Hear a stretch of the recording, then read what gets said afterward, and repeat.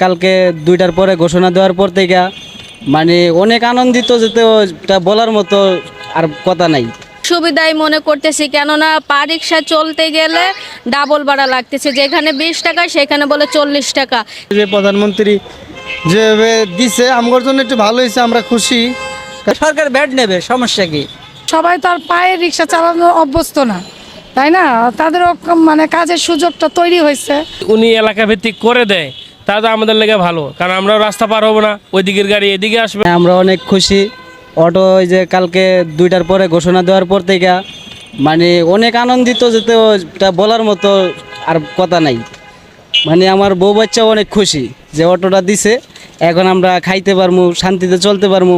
আমি লোন তুললে গাড়িটা কিনছিলাম, এখন আমার কিস্তিটাও দিতে পারবো, যেহেতু আমি ওই রবিবারে কিস্তি দেই নাই। আমি বলছি যে আমি কিস্তি দিতে পারবো না, আমার সরকার ঘোষণা করছে গাড়ি বন্ধ, এই জন্য আমি কিস্তি দিব না। এখন আবার ঘোষণা করছে যে চালু হইব, আমি অফিসারের ফোন দিয়ে বলছি যে আমি কিস্তি পাঠাবো, সমস্যা নাই। এখন আমরা অনেক আনন্দিত, সরকারকে অনেক ধন্যবাদ আমাদের এই গাড়িটা চালাবার জন্য।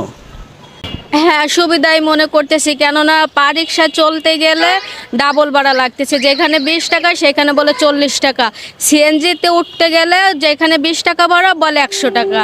তাহলে এটাই তো আমাদের সুবিধা হচ্ছে অবশ্যই, কেননা তারা তো এটা করেই তো ইনকাম করে, তাদেরও তো সংসার চালাইতে হবে।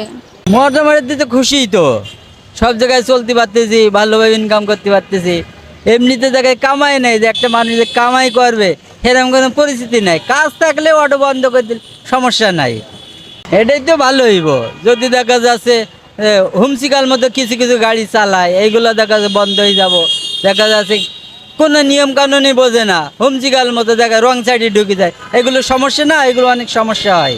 সমস্যা নাই, এটা সরকার ব্যাট নেবে, সমস্যা কি? ইনকাম করতে পারলে এখানে সমস্যা নাই। বিআরটির মাধ্যমেও যদি চালায়, বড় বড় বেড়েগলাগুলো এগুলো যদি চালায়, এগুলো আরও ভালো হইব। ভাই 60 টাকা 50 টাকা লালমাটিয়া থেকে এই পপুলার পর্যন্ত 60 টাকা 50 টাকা, আর আমরা অটোতে আসি কত 30 টাকা। তাইলে আমরা সাধারণ মানুষ 60 টাকা ওখান থেকে আপ ডাউন রিক্সা ভাড়া দিয়া, তাহলে আপ ডাউন রিক্সা ভাড়া 120 টাকা, আমার ইনকাম হলো 400 টাকা। তাইলে আমি মনে করেন 120 টাকা কই থেকে করবো?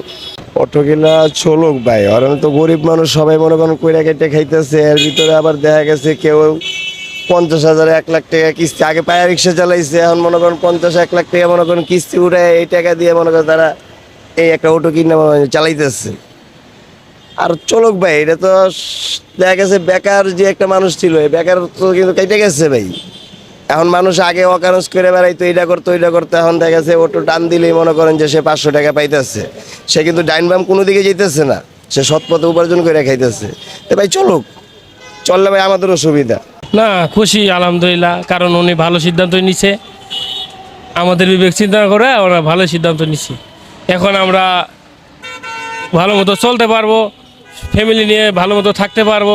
যখন অটো বন্ধ ছিল, পায়ে রিক্সা 40 টাকা ভাড়া আমরা 80 টাকা দিয়েও কিন্তু যাতায়াত করতে হয়েছে।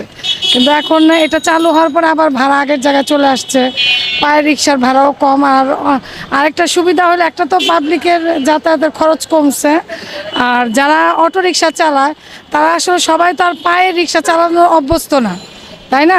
তাদেরও মানে কাজের সুযোগটা তৈরি হয়েছে, তারা কাজ করতে পারতেছে আর কি। না অবশ্যই এটা তো নিয়ন্ত্রণ রাস্তাঘাট, যেমন প্রত্যেকটা সিলেক্টিভ রাস্তা থাকবে এদের জন্য, যে এই রোডে তারা চালাইতে পারবে, এই রোডে তাদের চালানো উচিত।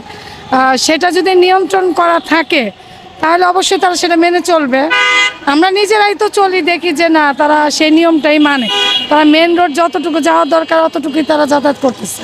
উনি এলাকা ভিত্তিক করে দেয়, তাহলে আমাদের লেগে ভালো, কারণ আমরাও রাস্তা পার হবো না, ওই দিকের গাড়ি এদিকে আসবে না, আমরা ওই দিকের যাত্রী আমরা এদিকে নিয়ে যাব, আমরা যাত্রী এদিকে নিয়ে আসবো, ওরা ওইদিকে নিয়ে যাবে, তাহলে আরও আমাদের লেগে ভালো হয় আর কি। আমার তো ফ্যামিলি চলতে হয়, ভাই যে প্রধানমন্ত্রী যেভাবে দিছে আমার জন্য একটু ভালো হয়েছে, আমরা খুশি।